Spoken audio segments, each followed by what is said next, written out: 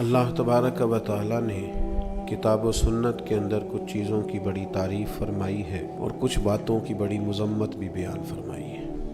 बेबाकी और इंतहाई खुली तबीयत के दरमियान एक वस्फ़ होता है जिसको हया कहते हैं। जब भी कोई ऐसा फ़ेल बंदे से सरज़द होने लगे जो काबिल मज़म्मत हो, बुरा हो, तो उसके दिल के अंदर जो झिझक पैदा होती है उसको हया कहा जाता है। हया से मुराद ये है कि इंसान वज़ादार हो, बेबाक ना हो, जो मुंह में आए कह देने का आदी ना हो, उसकी तबीयत के अंदर, उसके मिजाज के अंदर ठहराव हो, वो चीज़ों को देख कर समझ कर चलने का आदी हो, उसको बाहया कहते हैं। हमारे ज़माने में इस तरह हुआ है कि कुछ लोगों ने बाज़ चीज़ों को तेज़ी से फैलाया है। उन्होंने कहा यार तू बोल नहीं सकता तो अपना हक कैसे मांगेगा, तू बात नहीं कर सकता तुझे तो सारे दबा जाएंगे। अगरचे अपने हक से पीछे हटना भी हया नहीं, लेकिन ये कि किसी काम की भी हिकमत को छोड़ देना, जो मिजाज में आए वो कर देना, किसी चीज़ का लिहाज ही ना करना, किसी वज़ादारी को कायम ही न रखना, किसी बड़े को बड़ा ही न समझना, किसी छोटे के मिजाज के लिए अपने दिल में शफ़क़त ही पैदा ना करना, और अपने लहजे की सख्ती और तलखी और तुरशरूई इतनी ज़्यादा कर लेना कि कोई हद कायम ही ना रहे। इस्लाम इसको पसंद नहीं करता।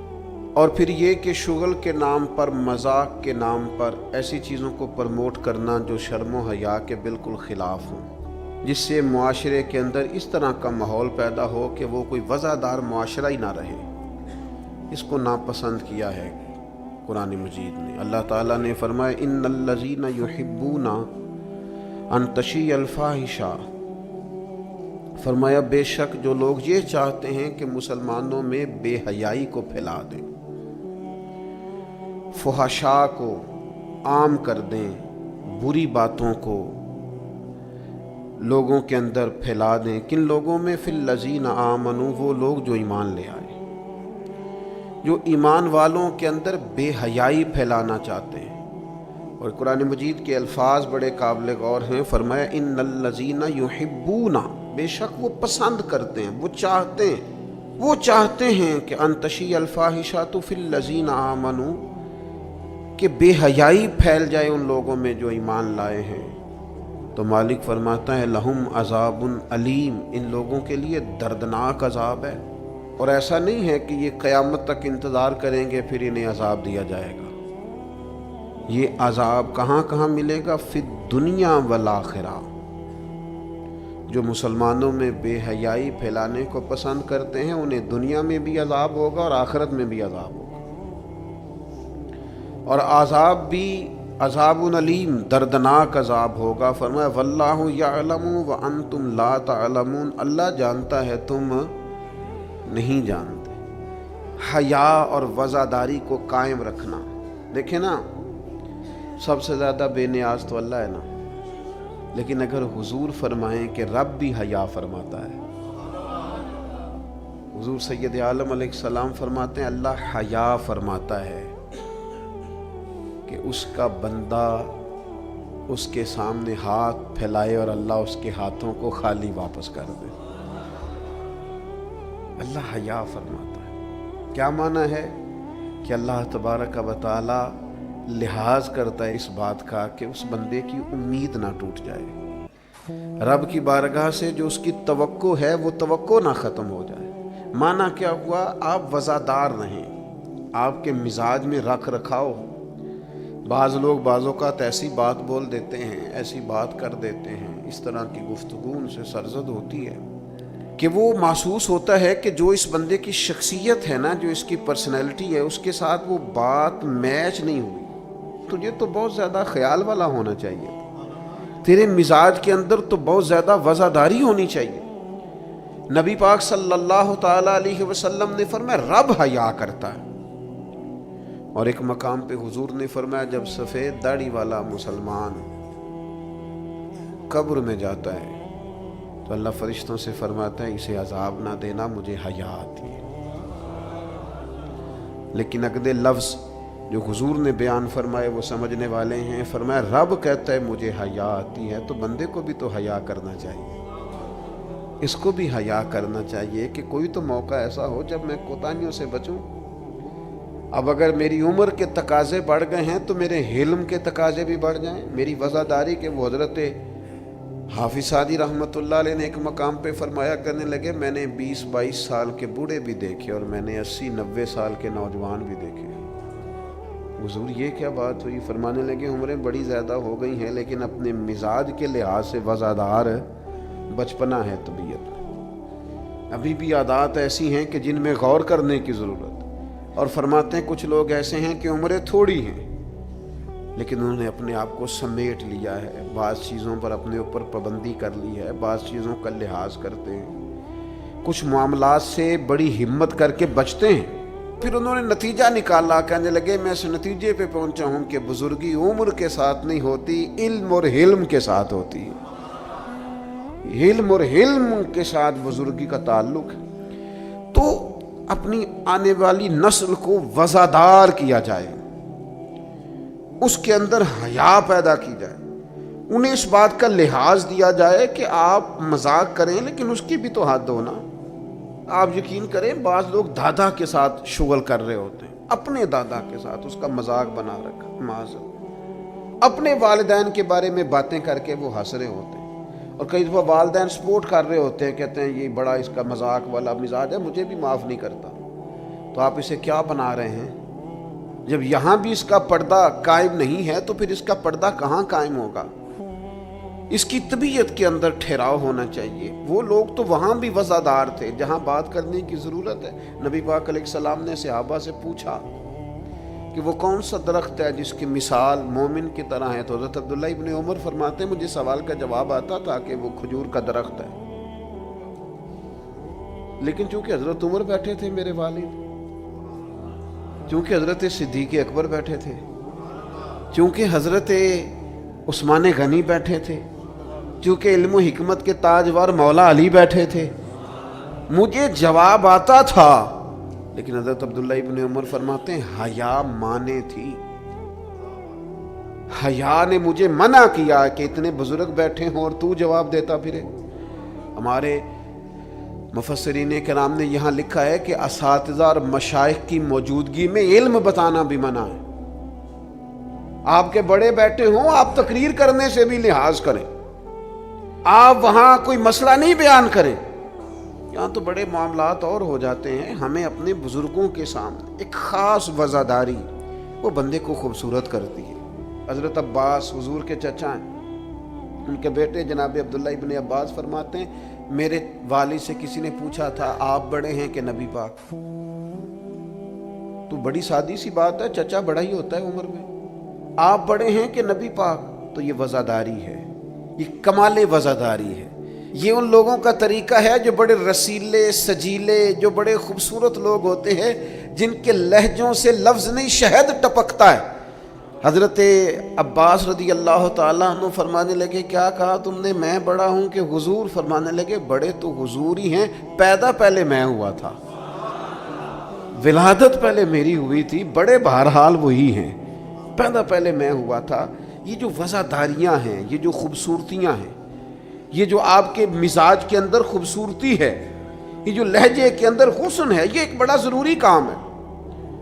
बहुत सारे लोग दीनी लोगों से मसला पूछने आते हैं, लेकिन उनमें 60% लोग वो होते हैं जो मसला पूछने नहीं आते, मुफ्ती साहब को मसला बताने आते हैं। मेरी तरह का बंदा तो चूँकि ज़रा जल्दी कायल हो जाता है, वक्त थोड़ा होता है, तो बहुत सारा टाइम नहीं दे पाते। तो मैं कहता हूँ कि आपके ख्याल में जो मुझे कहना चाहिए वो आप मुझे बता दें, मैं आपको कह देता हूँ, क्योंकि आप जो चाह रहे हैं वो तो है आपकी मर्ज़ी का फतवा। तो मुझे आप बता दें भला इस सवाल का जवाब क्या होना चाहिए, मैं आपको बता देता हूँ। लेकिन अगर आप मुझसे पूछने आए हैं तो फिर आप हौसला करें, फिर दीन जो बात कहता है वो मुझे बयान करने दें, फिर मर्जी का फतवा हासिल न करें, फिर ज़रा रुकें। और यही हालत बहुत सारे इल्ला माशाअल्लाह शागिर्दों की होती है। उनका ख्याल होता है उस्ताद मेरी मर्ज़ी के हिसाब से तालीम दे, मुरीदीन का ख्याल होता है कि शेख इस तरह करके चले। تو بھئی تیری شرطوں پہ ہی کرنا ہے اگر تجھ کو قبول، تو یہ سہولت تو مجھے سارا جہاں دیتا ہے۔ اگر تیری شرطوں پہ ہی تو نے آنا ہے کہ میرے پاس یہ ٹائم ہے تو اس ٹائم آؤں گا، تو میں اس وقت پسند کرتا ہوں تو میں اس وقت آؤں گا، تو آپ اگر یہ کہیں گے تو پھر میں یہ تیری شرطوں پہ ہی کرنا ہے اگر تجھ کو قبول، تو یہ سہولت تو مجھے سارا جہاں دیتا ہے۔ پھر تو ٹھیک ہے، اگر ہم نے کچھ دو کی پالیسی پہ ہی تعلق بنانا ہے تو پھر استادی شاگردی تو نہ ہوئی، پھر تو ٹھیک ہو گیا، پھر یارانے کریں گے، دوستیاں کریں گے، اس طرح کے لوگ تو ڈھیروں مل جاتے ہیں۔ اپنی زندگی کے اندر وزاداری، خوبصورتی، ٹھہراؤ، لہجے کے اندر حسن، مزاج کے اندر ایک کمال۔ حضرت امام مالک رحمۃ اللہ علیہ کو کسی بات پر امام اعظم نے بڑا ڈانٹ دیا، شاگرد تھے، بڑا ڈانٹ دیا، سخت ڈانٹا، اور اس کے بعد بھی وقفے سے کبھی کوئی ایسی بات ہوتی تو امام صاحب کہتے ہیں میری طبیعت سے وہ غصہ نہ جاتا کہ یار اس نے ایسا کیوں کیا۔ کچھ عرصے کے بعد جا کے وہ بات کھلی کہ جس بات پر امام ابو مالک کو ڈانٹا ہے ان کی تو غلطی نہیں تھی، دوسرے کلاس فیلو کی غلطی تھی، انہوں نے تو یہ بات کہی نہیں، تو کسی اور نے کہی تھی اور نام ان کا لگ گیا۔ بچے کر دیتے ہیں نا شرارت، کسی نے کی، نام کسی۔ تو امام اعظم ابو حنیفہ رحمۃ اللہ علیہ امام مالک سے کہنے لگے بیٹا تم نے بتایا کیوں نہیں، اتنی ڈانٹ کھا لی۔ حضرت امام مالک نے سر جھکا لیا، کہنے لگے حضور لوگوں کے جسموں پر لوگوں کا احسان ہوتا ہے، میری تو سانسوں پر بھی تیرا احسان ہے، میری سانسیں بھی تیری مقروض ہیں۔ یہ جو لوگ مالک کو جانتے ہیں یہ اس نسبت سے جانتے ہیں کہ یہ ابو حنیفہ کی گلی میں آتا جاتا ہے۔ سونیاں زندگی میں جتنا نام اور عروج پایا تیرے صدقے پایا، 4 جھڑکیاں نہ سہ سکتا تیرے نام پر، میں نے پسند نہیں کیا۔ اور پھر آپ نے پوچھا بھی تو نہیں نا کہ بتاؤ، آپ نے کہا ڈانٹ کھانی ہے تو دکھ قبول محمد بخشا بس راضی رہن پیارے، کوئی حرج نہیں۔ آپ نے کہا ڈانٹ کھانی ہے تو کھا لیتی، اس میں حرج والی کون سی بات؟ یہ خاص وزاداری، یہ خاص خوبصورتی۔ میں آپ سے عرض کروں، ہمارے گھروں میں جو بڑے بوڑھے ہوتے ہیں نا، وہ جب پڑھی لکھی بہو لے کے آتے ہیں نا تو اس کا مطلب یہ تھوڑی ہوتا ہے کہ وہ بیچارے ہانپتے کامتے رہیں گے، ڈرتے رہیں گے کہ جناب بہو بڑی پڑھی لکھی ہے یا داماد بہت پڑھا لکھا ہے تو کوئی ایسی بات نہ ہو جائے کہ وہ کہے ہو بابے کو تو پتہ ہی نہیں۔ پڑھا لکھا وہ بندہ ہوتا ہے جو دوسروں کے مزاج کی رعایت کرے، جو تھوڑا سا سمجھے کہ میری اس چیز کی وجہ سے کوئی شخص کسی کمزوری کا شکار تو نہیں ہو رہا۔ اگر آپ نے تربیت کی ہے تو پھر تربیت کا معنی تو یہ ہونا چاہیے کہ اسے ادب بھی کرنا آئے، پیار بھی کرنا آئے، گھر کے بزرگوں کے حق میں اس کے رویے میں نرمی بھی آئے۔ اور اگر آپ نے تربیت یہ کی ہے کہ ہم چما دیگرے نیز تمہاری طرح کا دوسرا کوئی نہیں، تو پھر یاد رکھو اگر تمہاری طرح کا دوسرا کوئی نہیں نا تو پھر تمہیں بھی کوئی ماننے کو تیار نہیں ہے۔ پھر جعلی روب اور ہوتا ہے اور دلوں میں محبت اور ہوتی ہے، پھر ان چیزوں میں فرق ہوتا ہے۔ اگر آپ تعلیم یافتہ ہیں تو آپ دوسروں کے مزاج کی رعایت کریں، آپ کو پھر حضرت مولا علی شیر خدا رضی اللہ تعالیٰ عنہ سے کسی آپ نے فرمایا ایک مقام پہ فرمایا ہر چیز کی زکوٰۃ ہوتی ہے، عقل کی زکوٰۃ پتہ کیا ہے حضور؟ کیا فرمایا؟ عقل کی زکوٰۃ جاہلوں کے ساتھ گزارا کرنا۔ تیری عقل کی زکوٰۃ نکلے گی، تجھے پتہ چلے گا کہ تو کس طرح گزارا کرتا ہے، اور اگر تو جاہل سے گزارے نہیں کر سکتا تو پھر اس کا مطلب یہ ہے کہ تو نے علم کو سمجھا۔ عزیز دوست آپ غور فرمائیں اور اس پر آپ توجہ رکھیں گے کہ وزاداری، لفظوں کا چناؤ۔ قرآن مجید نے کہا یا ایھا الذین آمنوا لا تقولوا راعنا وقولوا انظرنا، اے ایمان والو تم نے جب میرے محبوب سے بات کرنی ہے تو راعنا نہیں کہنا، انظرنا کہنا ہے۔ یہ نہیں کہنا حضور سمجھ نہیں آئی رعایت کر دے، یہ کہنا یا رسول اللہ ایک نظر کرم کر دے، ذرا بات دوبارہ سمجھا دیں۔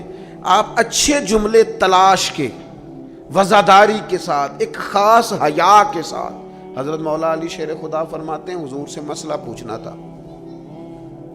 مسئلہ پوچھنا بڑا ضروری کام ہے، اگر آپ مسئلہ دریافت نہیں کرتے تو بڑا عرصہ تک ماحول اس طرح کا رہ جاتا ہے کہ جس سے آپ جہالت میں ہی وہ کام کرتے رہتے ہیں۔ مسئلہ پوچھیں گے تو بات بہتر ہوگی، آپ بات پوچھ لیں گے، بات کلیئر ہو جائے گی، آپ پھر صاف ستھرے معاملے کے ساتھ عمل کر سکیں گے. تو حضرت مولا علی کہتے ہیں حضور سے مسئلہ پوچھنا تھا. اب سوال کرنا بڑا ضروری ہے، خود حدیث پاک میں موجود ہے سوال کرنا آدھا علم ہے. لیکن حضرت علی کہتے ہیں نبی کریم سے مسئلہ پوچھنا تھا، میں نے مہینوں انتظار کیا، ہفتوں انتظار کرتا. میرا خیال تھا کہ میں سوال کی تکلیف بھی نہ دوں، کوئی اور آ جائے آ کے حضور سے مسئلہ پوچھ لے. حیا مانی تھی میں داماد ہوں حضور کا رشتے میں. کچھ ایسی باتیں ہیں جو حیا کے مانند میں سوال نہ کرتا. میرا دل ہوتا کوئی اور پوچھ لے، وہ پوچھے گا حضور بتائیں گے، ساتھ میرا مسئلہ بھی حل ہو جائے گا. لیکن جہاں لوگ بے باکی کو اور بے حیائی کو کہتے ہیں جی او میں پرواہ نہیں کرتا، تو یہ تو بھئی آپ نہیں پرواہ کرتے تو آپ کی مرضی ہے. اور ہمارے زمانے میں ویسے بھی جو زیادہ بدتمیز ہوتا ہے اس کا عروج بھی زیادہ ہوتا ہے. بدتمیزوں سے لوگ ڈرتے ہیں. بدتمیز جو ہوا لوگ اس سے ڈرتے ہیں، کہتے ہیں یہ کوئی ایسی بدتمیزی کر دے گا کہ بعد میں دقت ہوگی. وہ شریف آدمی اس سے جھجک رہا ہوتا ہے، وہ سمجھ رہا ہوتا ہے میں بڑی شے ہوں، تو کچھ بھی نہیں ہے بھائی، تو بدتمیز ہے. اور کچھ لوگ گاند سے اس لیے بچتے ہیں کہ اس میں روڑا پھینکا تو چھینٹے پڑیں گے، پھر کپڑے بدلنے پڑیں گے، نہانا پڑے گا، اس لیے لوگ بچ کے گزرتے ہیں. اور تیرا خیال ہے کہ تجھ سے بڑا لوگ ڈرتے ہیں. تو اپنی زندگی میں وزاداری، شرم و حیا. اب دیکھیے سیدہ عائشہ صدیقہ رضی اللہ تعالیٰ عنہ ارشاد فرماتی ہیں نبی پاک علیہ السلام عرب کی کنواری لڑکیوں سے بھی زیادہ حیا والے تھے، شرمیلے تھے. حضور علیہ السلام فٹافٹ بے باک ہو کر کسی سے کوئی بات نہ کرتے. اب دیکھیں صحابہ غلام ہیں رسول پاک کے، اگر حضور کسی کا نام لے کے بھی اس کی تربیت کرنا چاہیں تو وہ آدمی خوش ہوگا، سعادت مندی ہوگی. لیکن حضور کو کسی شخص کے بارے میں بتایا جاتا نا فلاں نے یہ بات کی ہے، تو کبھی نامینیٹ کر کے اس بندے کے سامنے بات نہیں کرتے. یہ وزاداری والا معاملہ ہے. تو محبوب کیا فرماتے؟ حضور فرماتے لوگوں کو کیا ہو گیا ہے، اب انہوں نے اس طرح کرنا شروع کر دیا. وہ ایک کی بات ہوتی سب کو سمجھ آ جاتا اور اس کی بھی ساتھ لگتے اصلاح ہو جاتی. اپنی مزاج سے اپنی وزاداری کو ختم نہیں کریں، اپنے لہجے کو ختم نہ کریں. میں مذہبی اسٹیجوں پہ دیکھتا ہوں مجھے بڑی تکلیف ہوتی، جو فلانی چیز نہ مانے وہ حلالی نہیں، جو فلانی بات کا جواب نہ دے باپ کا ہی نہیں. یہ آپ کا سٹائل ہے؟ یہ دیندار لوگ اس طرح بات کرتے ہیں؟ یہ آپ ڈگریاں جاری کر رہے ہیں؟ کیا رسول پاک علیہ السلام کا انداز تبلیغ معاذ اللہ یہ تھا؟ میں کیا کروں، صرف میں دینی لوگوں کی بات نہیں کر رہا. جو آدمی گندے لطیفے سناتا ہے نا اسٹیج پہ بیٹھ کے، اس کی آپ فین فالوئنگ دیکھیں کتنی زیادہ ہے. سٹیٹس کیا ہے؟ گند بولتا ہے، لطیفے سناتا ہے، اور اس کو سننے والوں کی تعداد کیا آ رہی ہے، دنیا ٹوٹ کے پڑ رہی ہے. یہ ہمارے معاشرے کے مجموعی مزاج کی عکاسی کرتی ہے کہ وزاداری کس حد تک ختم ہو گئی. اپنے انداز میں، اپنے لب و لہجے میں خاص شرم و حیا، خاص خوبصورتی. ہمارے جو دیہاتی گھر ہوتے تھے ان کے اندر بڑی وزاداری ہوتی تھی، ان کے اندر بڑا خیال رکھا جاتا تھا، چیزوں کو بڑا سمجھا جاتا تھا. یہاں آپ حالت دیکھ لیں، شادی بیٹی کی ہو یا بیٹے کی ہو، سارا خاندان بیوٹی پارلر میں بیٹھا ہوتا ہے. کوئی وزاداری نہیں رہی، کوئی وہ معاملہ ہی نہیں رہا جس میں حسن ہوتا تھا، خوبصورتی ہوتی تھی. رسول پاک صلی اللہ تعالی علیہ وسلم نے فرمایا حیا خیر ہی خیر ہے، حیا سراپا خیر ہے. تیرا جھکا جھکا لہجہ، تیرے جھجکتے لفظ، تیری ٹھہری ٹھہری باتیں، تیرا ذرا سمٹ کر چلنا، سمٹ کر بات کرنا، تیرے لہجوں کا ٹھہراؤ، گویا یہ وہ ٹھنڈی ہوا ہے جو چلے گی تو صحیح پر کسی کو فائدہ دے گی، نقصان نہیں دے گی.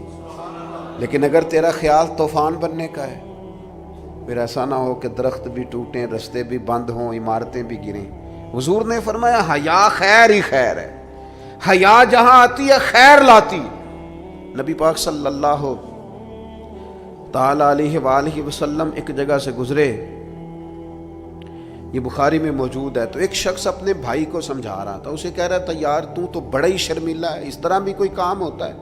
تیری شرم و حیا کی وجہ سے بڑے مسائل بنتے. بھائی کو ڈانٹ رہا تھا کہ تو اس قدر زیادہ جھجکتا ہے، شرمیلا ہے کہ بڑے ہمارے مسائل خراب ہو گئے تیری جھجک کی وجہ سے. تو حضور قریب سے گزرے تو یہ میرے کریم کا انداز دیکھیے، حضور فرمانے لگے اسے کچھ نہ کہہ، اسے چھوڑ دے، اس لیے کہ حیات و ایمان کا حصہ ہے، حیات و ایمان کا حصہ ہے۔ اور ایک حدیث میں حضور نے فرمایا 70 سے زیادہ شاخیں ہیں ایمان کی، اور حیا بھی ایمان کا حصہ ہے۔ آپ وزادار رہیں، آپ میں خوبصورتی رہے، آپ تھوڑا سا انتظار میں رہیں، آپ تھوڑا سا رکیں، آپ کوئی اپنے مزاج کے اندر کوئی ایسا چھچورا پن پیدا نہیں کریں جس سے آپ کی طبیعت، آپ کا لہجہ، آپ کا انداز، آپ یقین کریں سنجیدہ لوگ تو حجروں میں چلے گئے۔ ایک بہت بزرگ تھے، عالم بھی تھے، تو کچھ سیاسی سوجھ بوجھ اچھی رکھتے تھے۔ میری ان سے ملاقات ہوئی تو میں نے ان سے کہا کہ صاحب آپ کو تو بڑا اچھا سیاستدان سمجھا جاتا تھا، تو کیا ہوا آپ چھوڑ گئے؟ کہنے لگے موجودہ سیاست سے وزاداری رخصت ہو گئی، لہذا ہم نے بھی ارادہ کیا ہے کہ اب یہ دامن بچانے والا کام ہے، لہذا قبل از وقت بھرا میلہ چھوڑ دینے کا ارادہ کیا ہے، اب یہ ماحول ہمارے والا نہیں رہا، دامن بچانے کا ارادہ کیا ہے کہ اس میں وزاداری نہیں۔ میرے عزیز، کبھی بھی اپنے مزاج سے، اپنے مرتبے سے، اپنے وقار سے نیچے اتر کر کبھی کوئی بات نہ کریں، کبھی کوئی کاروبار نہ کریں، کبھی کوئی لین دین نہ کریں۔ آپ اپنی وزاداری، اپنا حسن، اپنے ایمان اور تقوی کے ثمرات کی حفاظت کریں، کسی جگہ کوئی کمزوری نہیں دکھائیں، آپ اس خوبصورتی کا شکار رہیں جو اسلام نے عطا کی، اور اسے اپنے دامن میں بہت بڑی نعمت سمجھ کے سما کے رکھیں، کوئی کمزوری نہ دکھائیں۔ تھوڑی سی مشکل ہوتی ہے جب انسان زمانے کے ساتھ مل کے نہیں چلتا تو مشکلات آتی ہیں تھوڑی بہت، جب دور کے مطابق فیشن نہیں کرتا تو ظاہر ہے اسے لوگ پینڈو بھی کہتے ہیں، اسے جاہل بھی کہتے ہیں، اسے یہ بھی کہتے ہیں کہ اسے شعور کوئی نہیں، یہ تانے تھوڑے بہت سننے پڑتے ہیں، لیکن آپ کی وزاداری، آپ کے وقار میں، آپ کے لہجے میں کسی قسم کی کوئی کمزوری نہیں آنی چاہیے۔ آپ ایک نمونہ ہیں، اور یہ مت سمجھیے گا کہ لوگ صرف آپ کی تقریر سے تاثر لیتے ہیں، آپ کا نمونہ عمل آپ کے گھر سے لے کر دوستوں کی محفل تک وہ شمار کیا جاتا ہے۔ آپ بڑی خوبصورتی کے ساتھ، حضرت غوث اعظم رضی اللہ تعالیٰ عنہ 2000 دینار کا جوڑا پہن کے جمعے کا خطبہ دیتے تھے، 2000 دینار کا جوڑا۔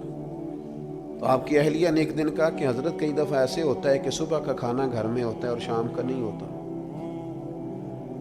لیکن آپ جب ممبر کی طرف بڑھتے ہیں تو آپ کا لباس اتنا شاہانہ ہوتا ہے کہ لوگ سمجھتے ہیں پتہ نہیں ہم کتنے کو مالدار ہیں۔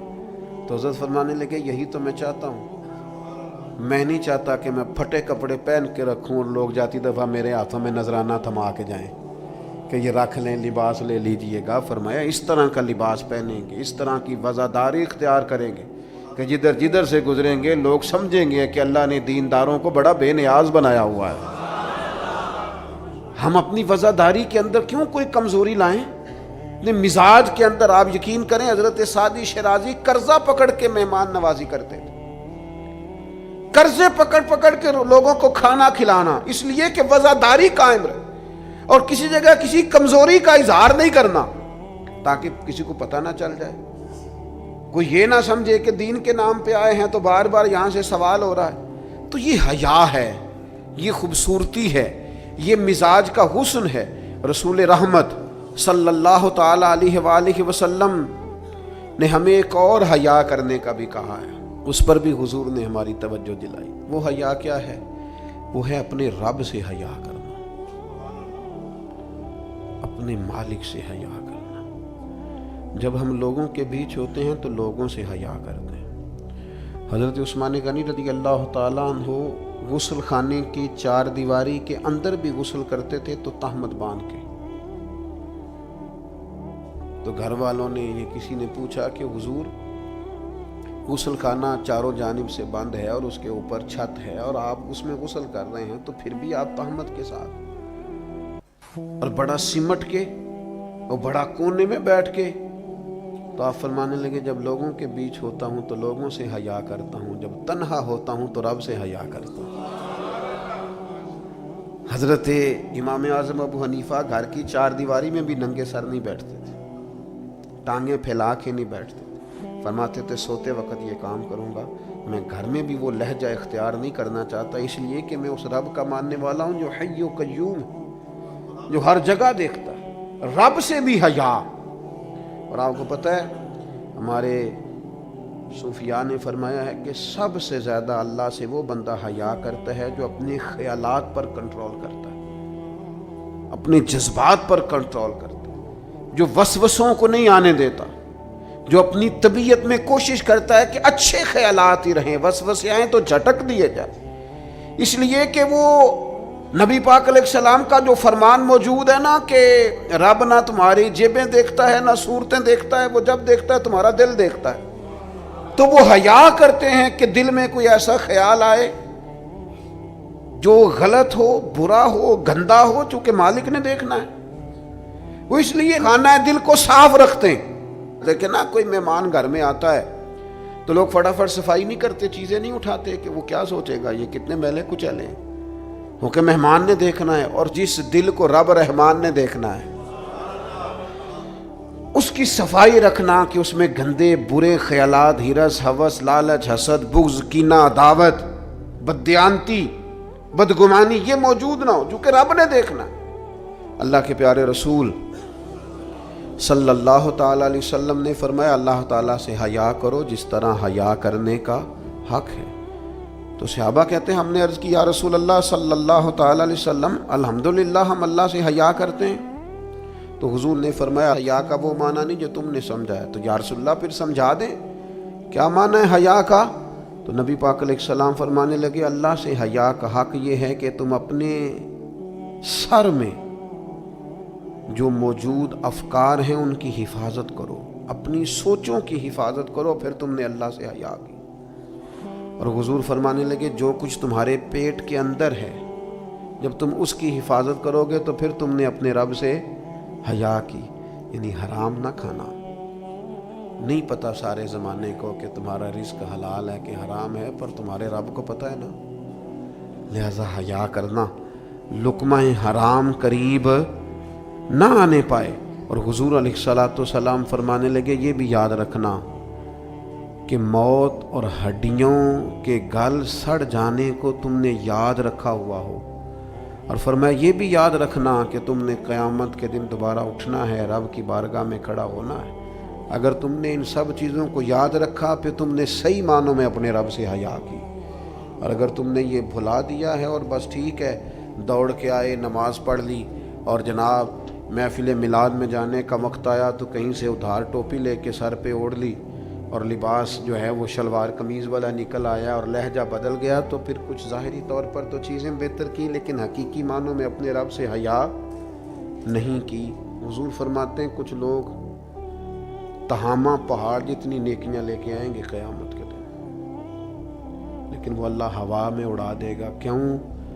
اس لیے کہ لوگوں کے سامنے نیکیاں کرتے تھے، جب اکیلے ہوتے تھے پھر گناہ کرتے تھے۔ ان کی وہ جو تنہائی کی ناپاکی ہے نا، یعنی وہ جو اکیلے میں رب سے حیا کرنا چاہیے تھا، وہ حیا چونکہ موجود نہیں ہے تو رب فرمائے گا وہ تو تم نے لوگوں کے سامنے وزادار بن کے وقت گزارا ہے، میرے سامنے تو تمہاری تنہائی بڑی ناپاک رہی، لہذا وہ سب نیکیاں بھی ہوا میں اڑا دی جائیں گی۔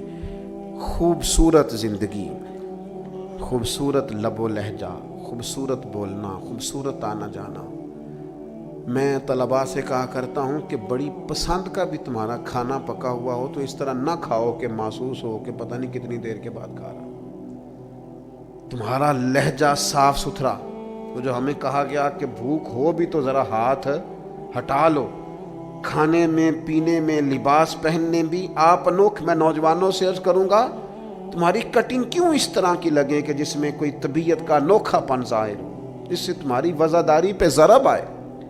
تمہارا بات کرنا اتنا کمزور کیوں لگے کہ جس سے محسوس ہو کہ یار اس کی تو ابھی تربیت ہونے والی ہے۔ تمہیں کیوں اس بات کی کمزوری محسوس ہو کہ لوگ میری طرف دیکھیں، لوگ مجھے جاننے لگ جائیں گے، تو کمزوری ہے۔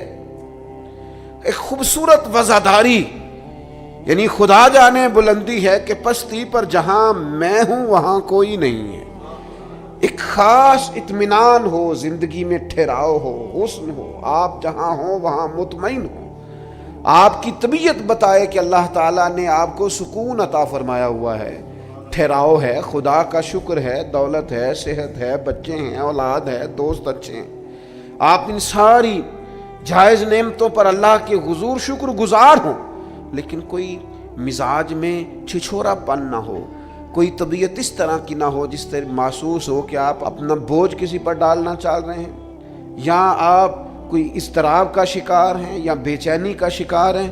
ہم کبھی کبھی اپنے حالات بتاتے بھی اتنا دور نکل جاتے ہیں کہ بعض دفعہ کہنے کو جی چاہتا ہے یار کوئی نعمت ہے ہی نہیں تیرے اوپر، اتنا کمزور ہو گیا تو، ہر بات میں دکھڑے ہی سنا رہا ہے، ہر وقت کا دکھ ہی تیرے ساتھ ہے، اتنے کمزور نہیں۔ نہایت وفاداری، نہایت خوبصورتی۔ حضرت ابو ذر غفاری ایک کمبل میں وقت گزارا ہے، مدینے سے دور ربضہ میں زندگی گزاری، 5 لوگوں نے جنازہ پڑھا ہے، اسی کسی دے کچھ بھی نہیں لگتے، نہ کوئی ساڈا دردی، لیکن رسول کریم نے فرمایا زمین کے اوپر اور آسمان کے نیچے میرے ابو ذر سے سچا بندہ کوئی نہیں، لیکن وہ ٹاٹ اور بوریے میں بھی وزادار، اطمینان، سکون، ٹھہراؤ، اللہ رسول کی بارگاہ میں مقبولیت، یہ اصل کامیابی ہے بندہ مومن کی۔ نہ بھی رش ہو، نہ بھی نعرے ہوں، نہ بھی زیادہ لوگ جانتے ہوں، لیکن انسان کی طبیعت وزادار ہو، اس کے اندر اطمینان ہو۔ اور کچھ لوگ اتنے مطمئن ہوتے ہیں، ان کی زندگی میں اللہ رسول پر بھروسہ اتنا مضبوط ہو جاتا ہے، ان لوگوں کی زندگیوں کے اندر صبر اور شکر اتنا غالب ہوتا ہے، ان کے لہجے کے اندر ٹھہراؤ اتنا زیادہ ہوتا ہے کہ ان سے مل کر جینے کو جی چاہتا ہے، ان سے ملاقات کر کے انسان کو زندگی گزارنے کا لطف آنے لگتا ہے، یعنی جن سے مل کر زندگی سے پیار ہو جائے وہ لوگ آپ نے شاید نہ دیکھے ہوں مگر ایسے بھی ہیں، جن سے مل کر زندگی سے پیار ہو جائے، انسان کو ٹھہراؤ نصیب ہو، کرم نصیب ہو، ہوتے ہیں ایسے لوگ۔ اس لیے ایسے لوگوں کے پاس بیٹھیں، ایسے لوگوں کی صحبت اختیار کریں، ایسے لوگوں کی بات سنیں۔ اللہ کریم ہم سب کے دلوں میں اطمینان اور سکون عطا فرمائے، اور اللہ تعالیٰ محبوب کے قدموں کا صدقہ ہمیں وفاداری نصیب کرے۔